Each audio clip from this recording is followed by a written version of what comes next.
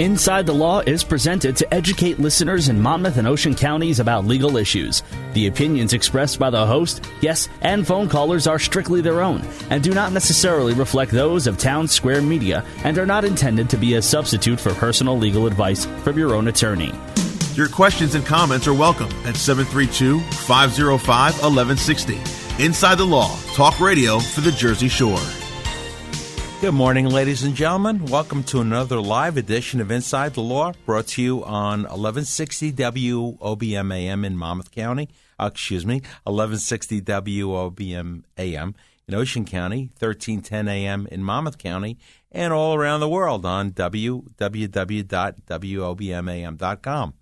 My name is Bob Novy. I'm the managing partner of Novy & Associates, your host of this show, which we've been doing for over 20 years. And just to give you a very brief background, Novy & Associates is a boutique elder law firm that specializes in giving advice on people protecting their assets, Medicaid planning, guardianships, wills, trusts, settling estates, litigating estates, of course, real estate, and much, much more. Every week, we literally take you inside the law to learn about a topic of interest. And we also give you an opportunity to call in if you have questions about today's show or anything else that you've recently read or heard about, and you're not quite sure whether what you read or heard is accurate. So to stay connected, of course, you are welcome to call us at the station. Our phone number here is 732-505-1160. And as always, I recommend that you have a pen and pad handy because we give out a lot of important information, dates of upcoming events, phone numbers, and much, much more. With me today is a friend and colleague I've known for a number of years, both personally and professionally. She's one of the most dedicated, active, successful, and professional realtors I've ever come across. She literally works her profession 24/7. Please welcome Tina Orth from Crossroads Realty. Good morning, Tina. Good morning, Mr. Novy. Thank you for having me today. My pleasure. Thank you for taking time away from your children, your husband, Tom, and your clients to come on our show. Real quickly, how long have you been a realtor? I've been at Crossroads for 19 years. Wow. About half the amount of time I've been practicing law here in Ocean and Monmouth County. What do you like about what you do? To be successful in any profession, you really need to distinguish yourself and separate yourself from the pack and demonstrate in a sense of enthusiasm that we don't often see nowadays. What do you do to get yourself up in the morning and motivate yourself to do as well as you do? There has to be some secret formula that you, Tina Orth, use or tie into that makes you as successful as you are. I think one of the things is I really enjoy people. I enjoy helping them with their families, their situations, whatever they may be.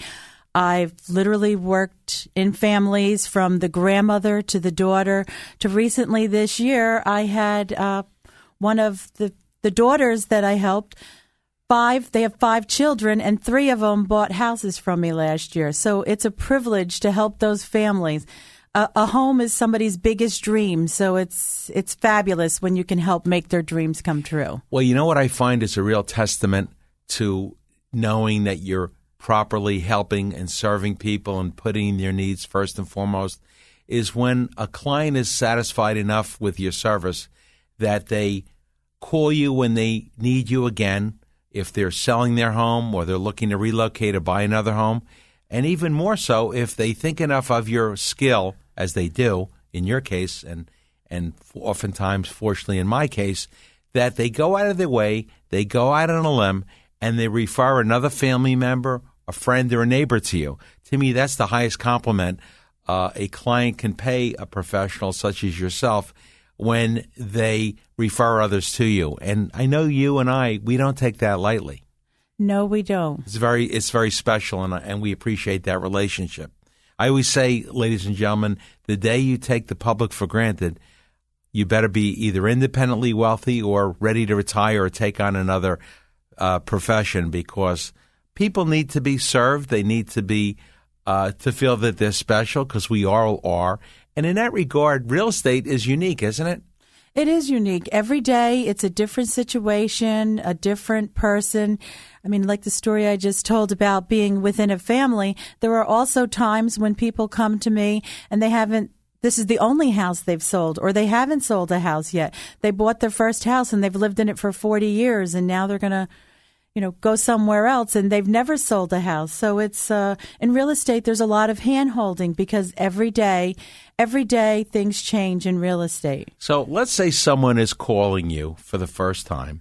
And as a matter of fact, let me just ask this question. If someone after today, and I will give this information out again, ladies and gentlemen, which is why I encourage you to have a pen and pad handy. Let's say someone listening to today's show on Inside the Law wants to get more information about their house, what their house is worth.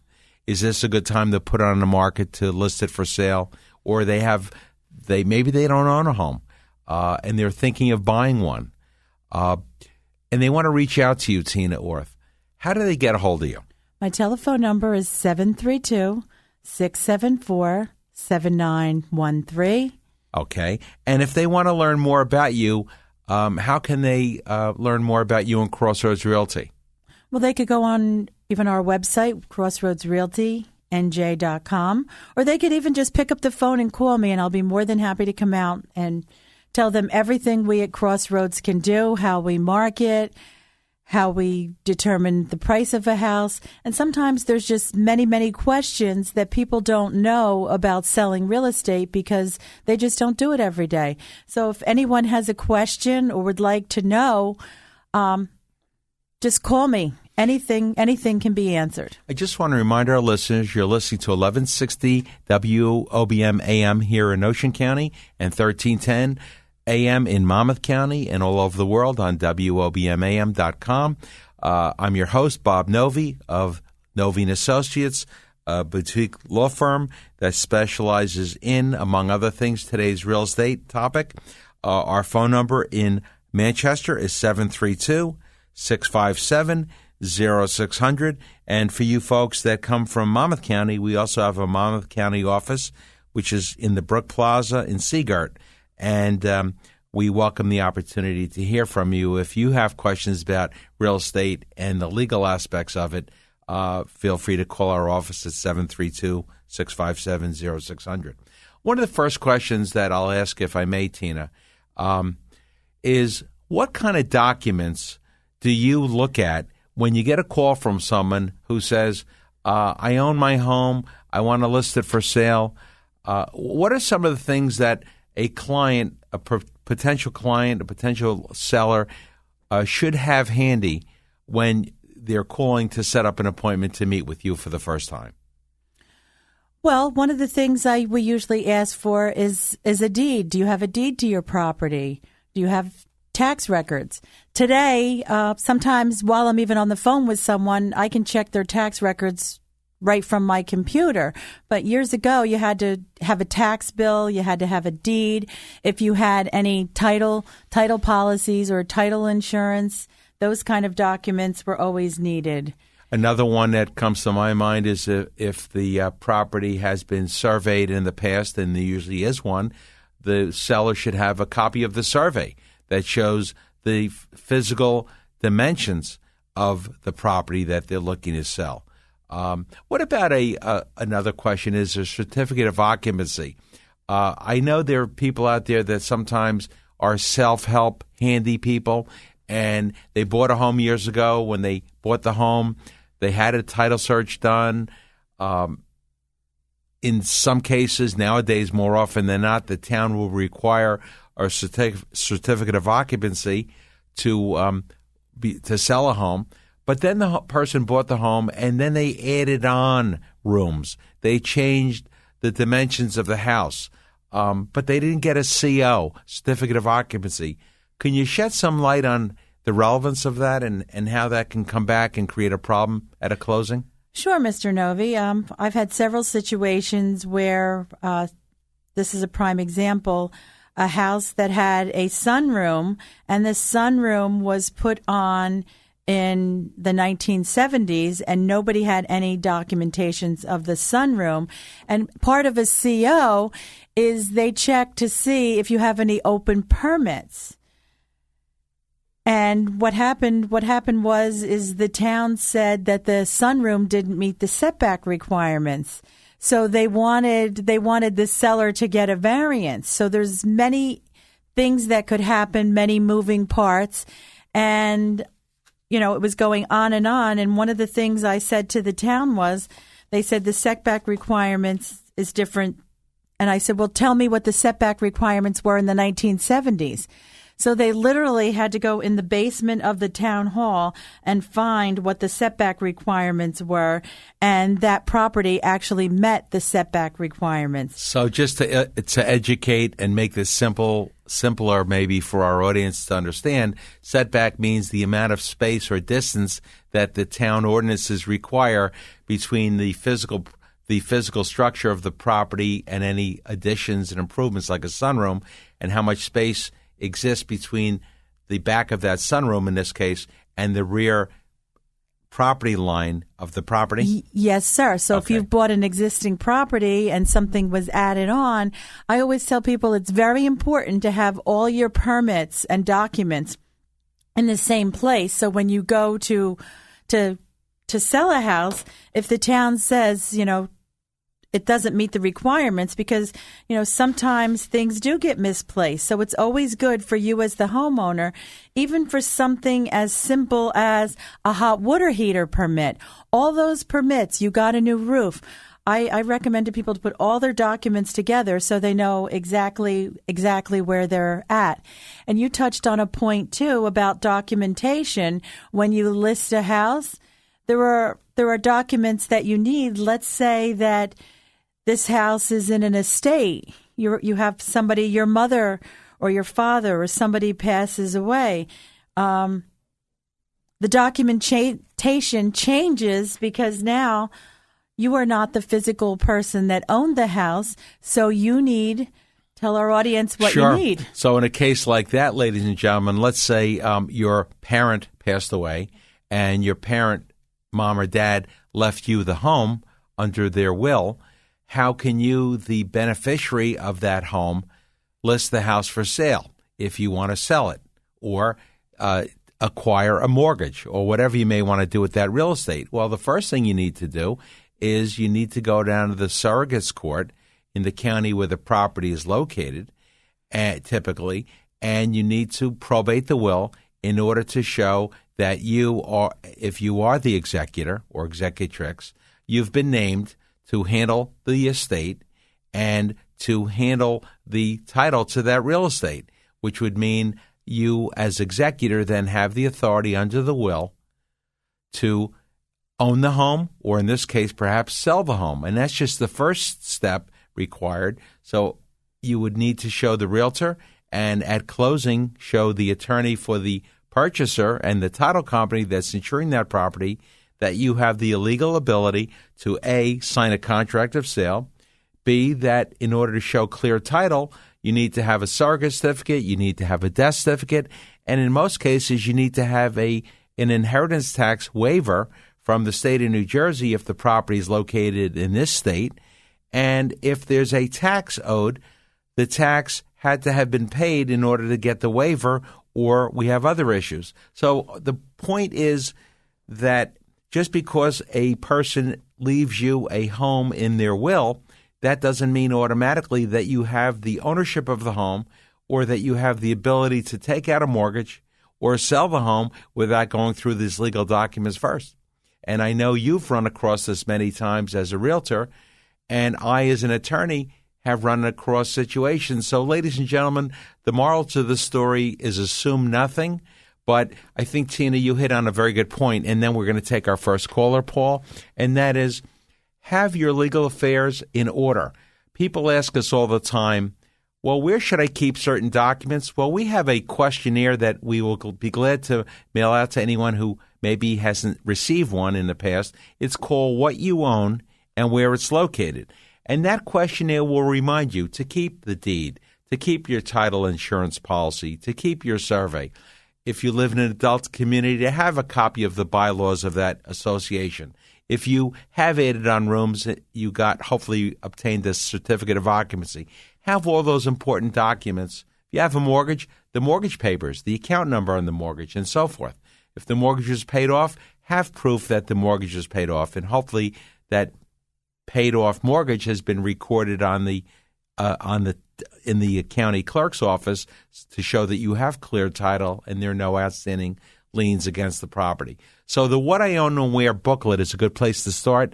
And if I may, I'll just remind our audience, if you haven't received one or you lost it, you need a new one, call our office at 732-657-0600, and Jake Mason, our Director of Marketing, will be glad to send you one complimentary. Now, ladies and gentlemen, our phone number here at the studio is 732-505-1160. And Paul, I understand we have a loyal listener on line one. Yes, you do. It's Bisha in Brick. Good morning. Thank you for calling the show. You've been on before. How can we help you?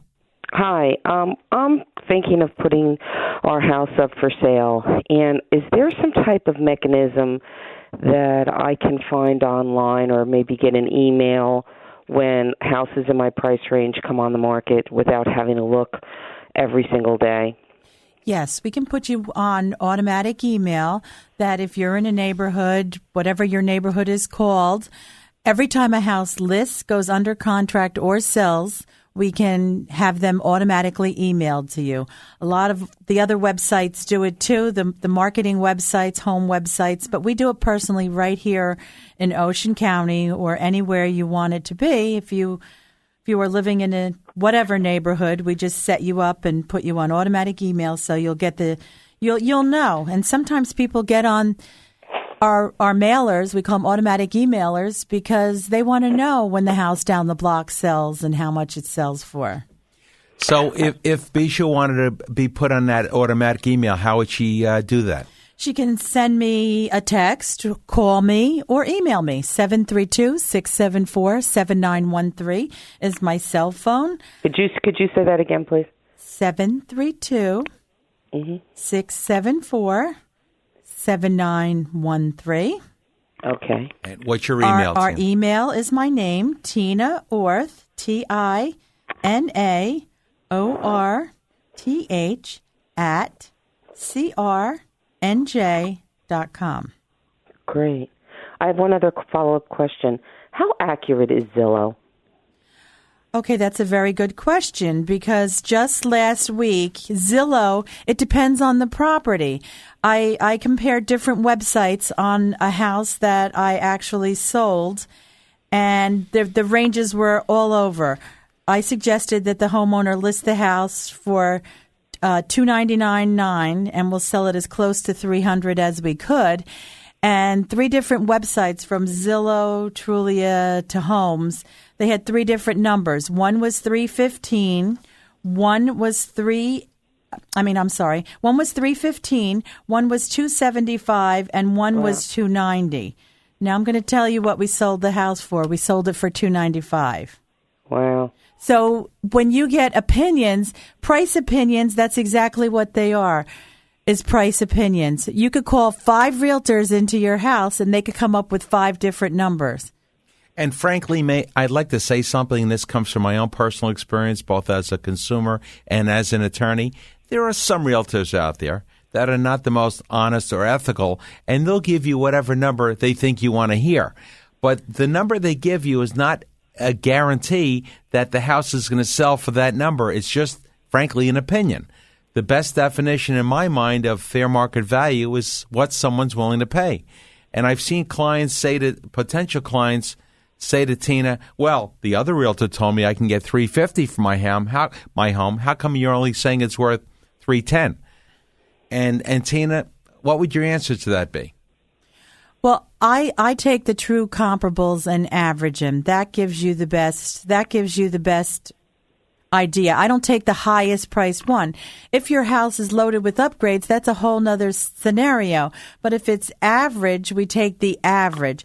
And realistically, you want a realistic number because it does you no good if I overprice your house, it doesn't sell, and in your mind, your expectations are $25,000 or $30,000 more, and then when it goes to sell, it's so much lower. And not only that, there's a value to time and money. And in that regard, if you are anxious to sell your home, maybe you've already bought another home, maybe you're moving into a continuing care community like a Seabrook Village in Monmouth County or a Harrogate or a Crestwood Manor or the Pines at Whiting or any other facility community in Ocean County, if you signed a contract and you're paying carrying charges and monthly rent in that new apartment that you've purchased, you still have carrying charges on the home you're looking to sell. Real estate taxes, utilities, homeowners insurance, and so forth. So the longer that house sits on the market vacant, there's a potential that there could be damage, there could be loss in the case of a storm, and it does you no good waiting for the market to catch up to you. More often, the market's heading south, certainly in certain times of year anyway. So you want to be realistic in the price to make it a price that's going to incent and induce people to really take a close look at that home. You said something, too, about adult communities, yes. Assisted livings.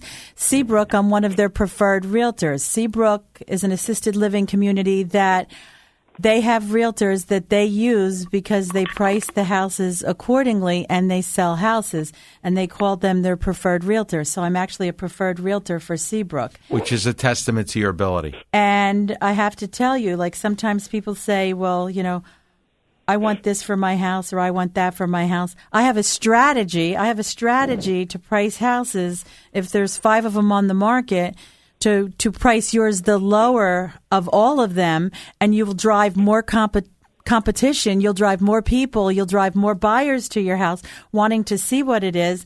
And I had a house that the couple went to Seabrook and they got over their asking price, $7,000 over their asking price, because they priced it under what everybody else was selling for. Instead of overpricing it $20,000 and have to keep making reductions, they sold it sooner rather than later and got more than their asking price. Any other questions, Bisha? No, thank you. Very informative. I'll be calling you. Thank you for calling, and have a great weekend, and thank you for sharing some of it with us on Inside the Law. You're welcome. Thank you. Bye-bye. And Mr. Novy, yes. When we were speaking before the caller called in, you were saying something else about making sure that a mortgage is discharged. That's a very important thing, because if a bank changes from one to the next and you paid off your home 20 years ago, you should keep your discharge papers together. Or if someone needs help, even with that, we can go online and find it easier than a regular consumer to make sure that your mortgage has been discharged.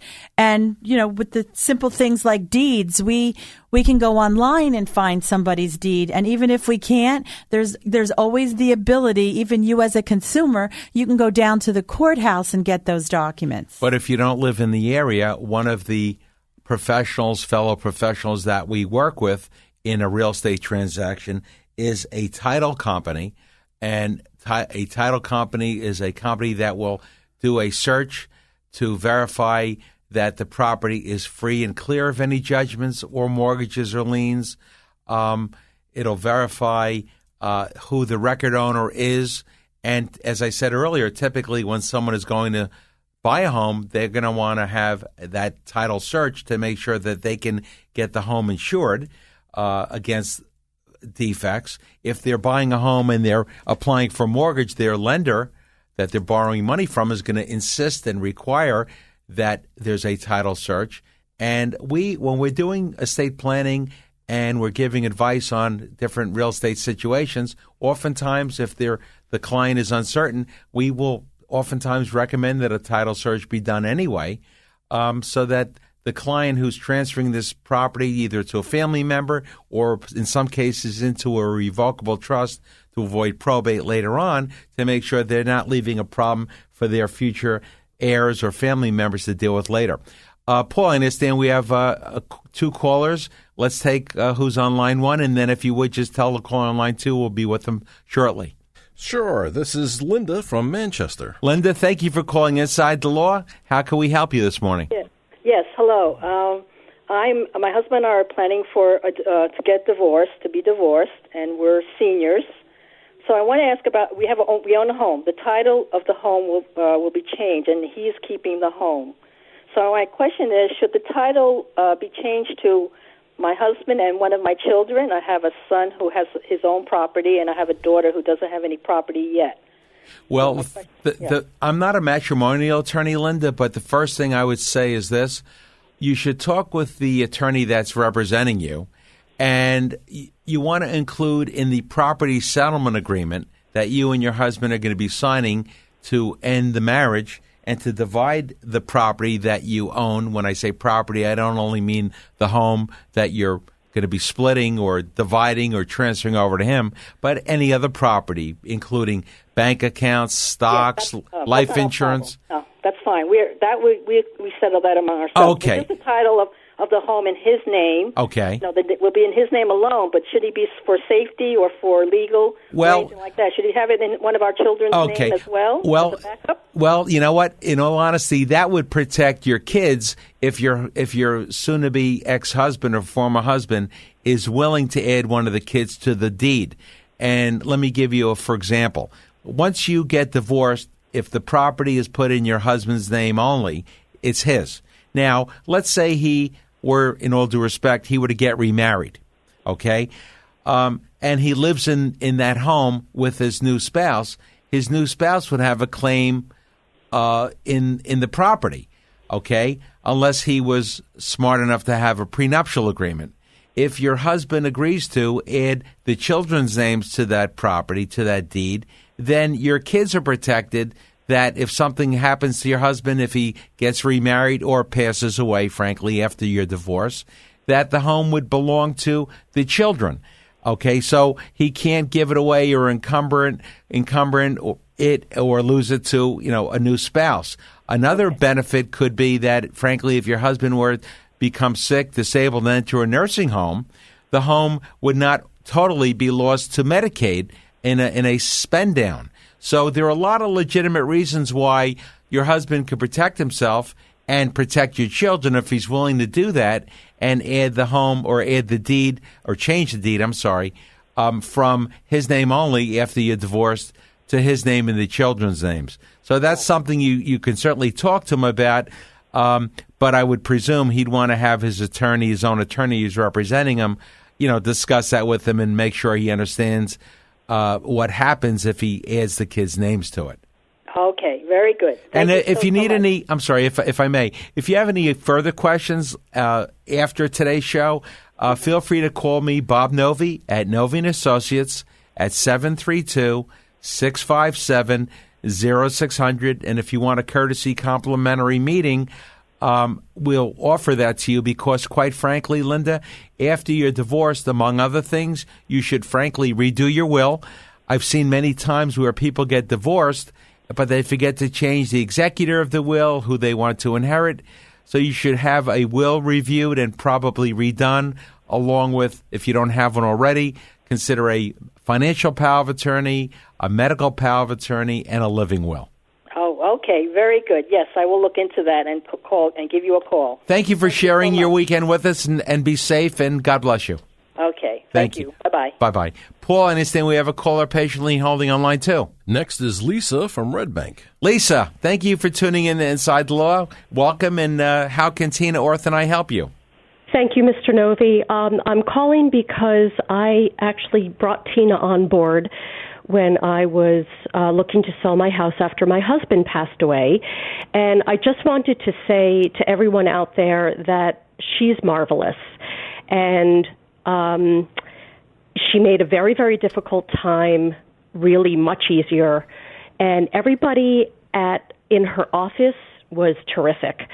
So I just wanted to call and say that, but there was something else. And thank you, Tina. Are you there, Tina? I am. I'm going to say it was my pleasure to help you. Thank you so much. Lisa, thank you so much. She's blushing. Thank you so much for saying that. I'll have to take a picture of her blushing face. It was my pleasure to help you. Please do. It was a wonderful experience. Probably not as much for you as it was for me. I know I was a little bit tough, but no. Everything. Well, everything made easy, real estate made easy. So, Lisa, I have to ask you a question in all due respect. Sure. Listening to what you said, having sold the house after losing a loved one, and I'm sorry for that. I'm sorry for your loss, seriously. Thank you. But how were you able to get through that? And what made Tina so special going through that stress of selling a home after a loss of a loved one and having to relocate? What was different or unique about Tina? I think that there were probably two things happening at the same time. The first thing about Tina was that when you meet her, she envelops you in her warmth, and that's a lovely experience, especially when you're feeling a little bit emotionally at odds. And so she comes in. She clearly knows what she's doing. She invites you patiently to price the house to sell. There was one thing my late husband used to say to me all the time. There are two prices that you put on something. You price to keep and you price to sell. It's a very good point. That's a very good point. Very good point. So price to keep and price to sell. I'm writing that. We're both writing that down. Yeah, we're both writing. And what's the other point? And the other point is that I was I chose to sell the house at a bad time of year this past winter because obviously, we had, as everyone knows, especially I sold the house in Ocean County, we had a particularly gruesome winter. And every single time we were planning an open house, we would have an ice storm. Oh boy. And so it just but everything Tina kept saying to me was, it will happen and don't worry. She took every single phone call and she was just reassuring, and I can't express to you how unbelievably important that was to have a voice of reason and a voice of calm in an otherwise both in terms of our weather, a stormy time, an emotionally stormy time. It was a lovely experience. And the other thing, it doesn't hurt, of course, that she really knows her market. Well, thank you, Lisa. Thank you so much. When you're going through a time like that, Lisa, as you're testifying, and we appreciate that, you need to have a rock of Gibraltar in your corner. And I can say from my own personal experience of working with Tina for over 19 years, she is literally a rock of Gibraltar. Absolutely. There is one more thing I do want to talk about, Mr. Novy, if I may. You were talking before about well, I refer to it as where stuff is. Right. I don't remember what you actually call it. What do you own, and where is it located? Yeah, right. Okay, so I just want to say to people that that particular document, that booklet, may be a lifesaver to you. A year prior to my husband's diagnosis and subsequent death, he took your advice and he got the booklet and he never completed it. Oh, boy. And it made things at a very difficult time very difficult. So I encourage anyone out there who is thinking that it might be nice to do eventually. My husband died years before his time, completely unexpectedly, and put me in a position where I was scrambling, and I would not do that to my loved one. He didn't do it deliberately. It wasn't out of malice. Of course not. But it was out of who expects to die. That's true. And if I may say something very briefly, and then if I may, we'll go to our next caller. I was with a client yesterday who brought his daughter into this estate planning conference.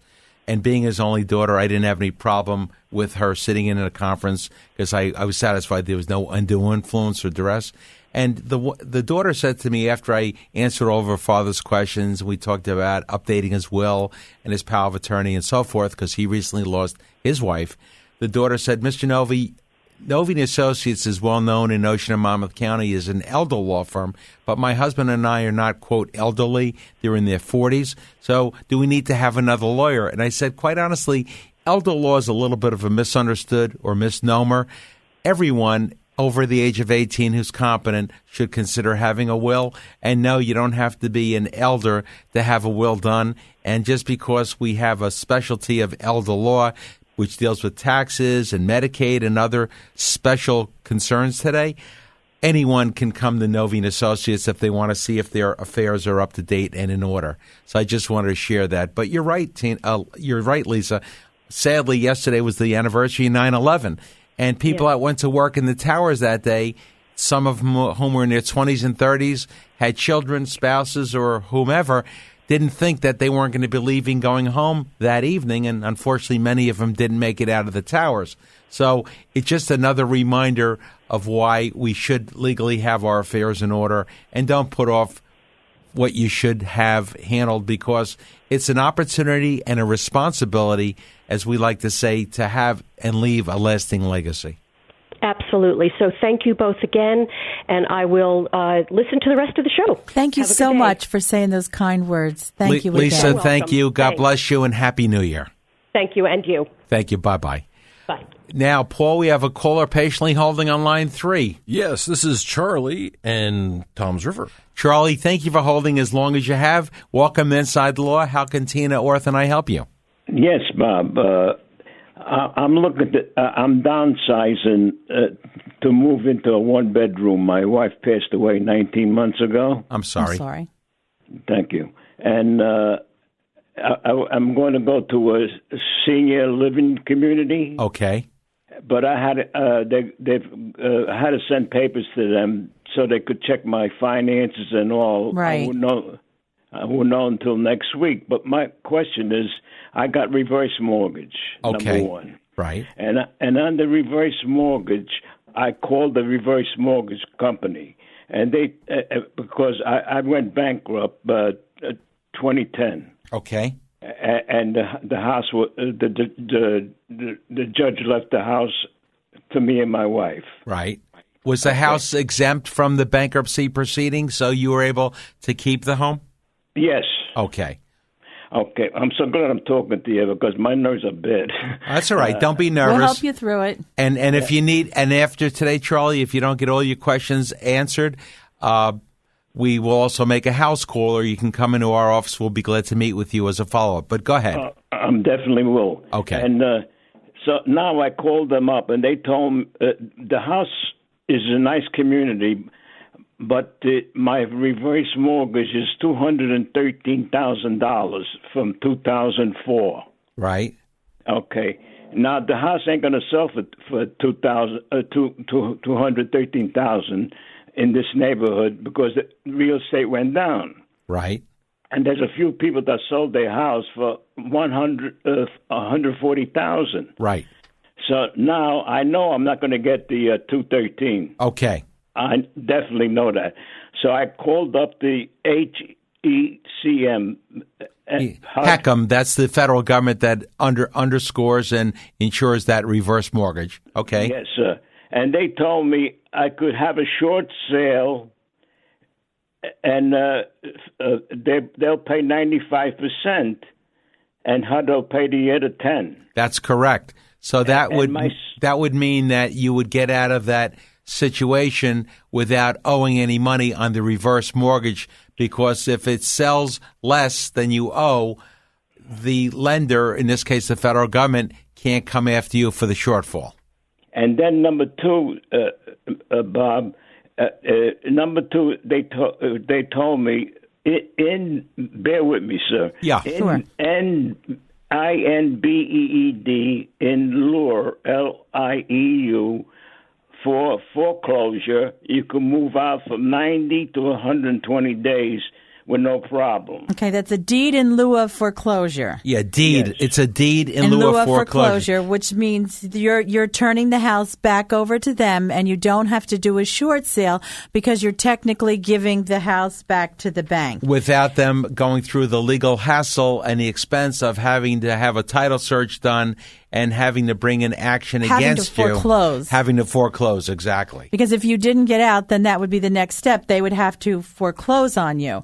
And sometimes with deed in lieu of foreclosure, I would recommend that you ask them, would they give you any compensation for moving out? Because a lot of times mortgage companies, when they do a deed in lieu of foreclosure, they will offer you $1,000, $2,000. I've seen even $3,000. Cash for keys. You Right. give them the keys back, they'll give you cash. And those few $1,000s might come in handy to help you cover your moving expenses.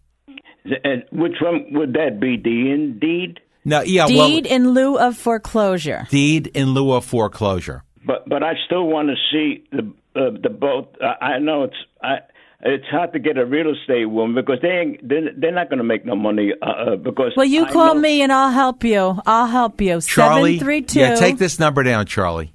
Yes. 732 674 7913. I never turn anybody away. If you need my help, I'm there. For whatever it is, if I can help you, I'm there for you. Correct. You think I need Bob in case he has to represent me or something? Yes, you can. Let me give you my number too, Charlie. I got it. Go ahead. Okay. I listen to you every week. Thank you. Believe me. Thank you. You want me to give it to you again?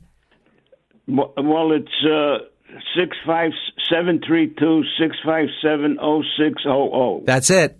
Yep. You call either Tina or I, and we'll be glad to sit and talk with you. I would appreciate it. So you think if would I have bad credit on a foreclosure? Your credit is affected. It is affected, but it's taking less time to build it back up again. So it does get effective. It does show on your credit. Is it bad? Not that it's bad. It just changes your score a little. Yeah, for my wife, when I passed away, I would have still stood in the house, Sure. But I'm glad I talked to you people because I'm very nervous and I have to see this gentleman. Do you want me to mention the place I want to go? If you choose to, that's up to you. That's up to you. Where are you thinking of going? Crestwood Manor. Okay. We're familiar with it. We have clients that move in there. Sure. Right. And the sales counsel is looking at my application. Okay. Of the money, and then I want to call you. And one other thing, Charlie, before you sign any documents with Crestwood Manor, and this would apply to any place you were thinking of moving to, you should have us sit down with you and review with you the residence agreement, which is a contract, and that'll explain what you get for moving in there and what they're going to charge you, because when you go into places like this, you have to pay an entrance fee. $3,000. No, that's a monthly maintenance fee.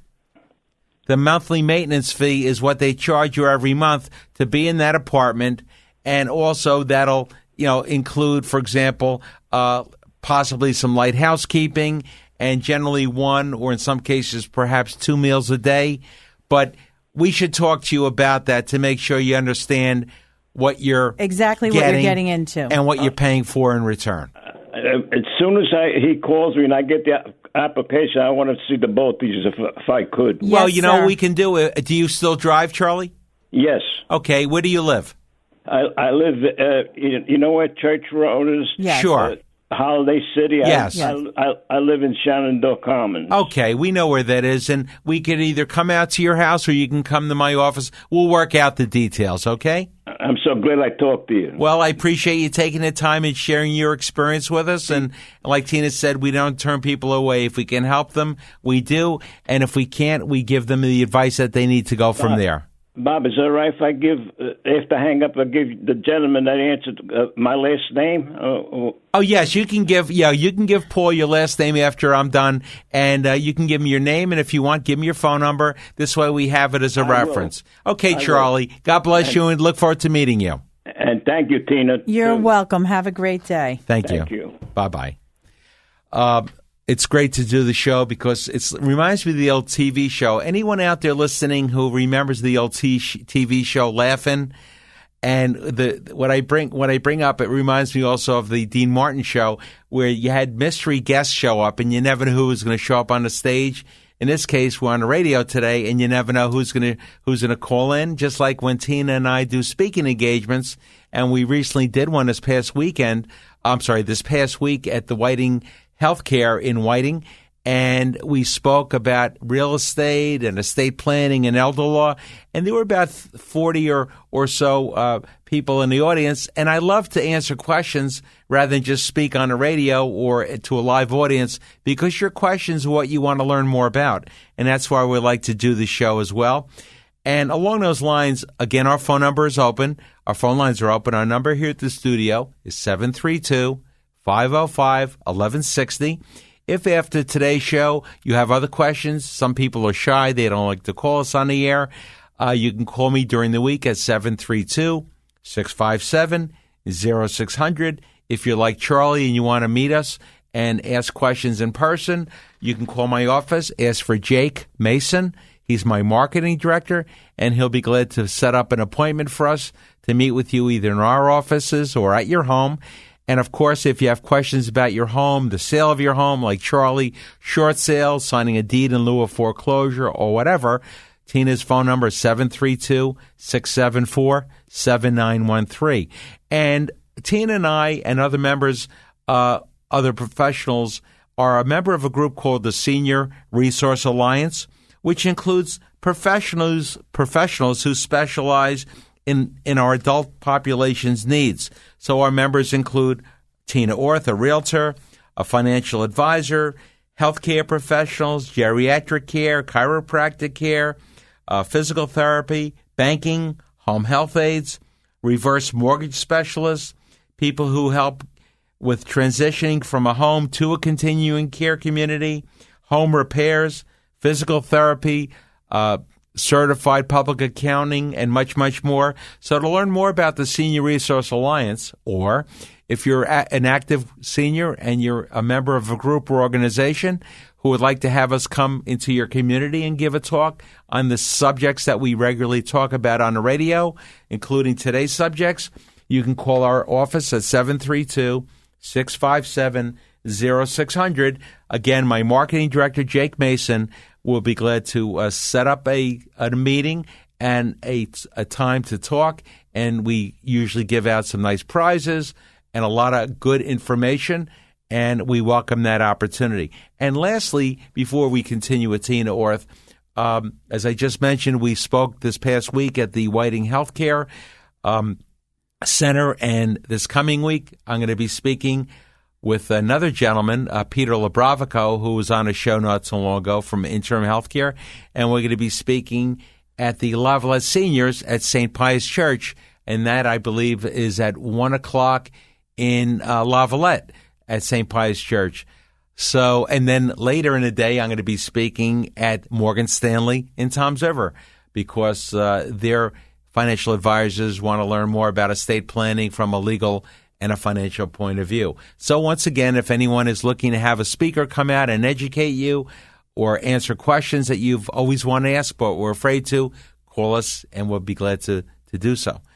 Tina, there's so much more we haven't covered. We're going to have you back again. But real quickly, how do you, if you're listening to today's show and you want to put the house in its best, give it its best appearance, or like you like to say, curb appeal, what are some of the do's and don'ts that a listener should consider when they want to list their house? Besides price, of course. Well, everybody says you can't judge a book by its cover, but you can judge a house by its cover. So I always tell people to freshen up the front and the outside. If it's a little more fresh landscaping, a little more mulch, a nice fresh wreath on the door. Don't drag the one out that you've put out for the last 25 years. Go buy a brand new one. Curb appeal is what drives the buyers into the house. What about clutter? You know, there are a lot of hoarders out there, people that have too much junk in their garage, too many things in each room, and you know, people's tastes are different. Yours might be different than mine or our listeners. So what about having too much clutter? Is that a turnoff? It most certainly is. 16 piles of mail for the last year on your kitchen table. I would say that's the first thing that has to go. Piles. Anything that's a pile. Anything that's more of two or three. 2 or 3 magazines. 2 or 3 letters. Piles.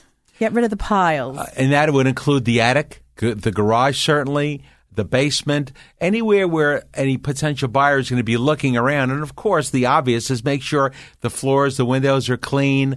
Pets can be a problem, not that we don't love them. And I'm looking at a bunch of stuffed animals. They probably belong to Bob and Mary Ann Levy.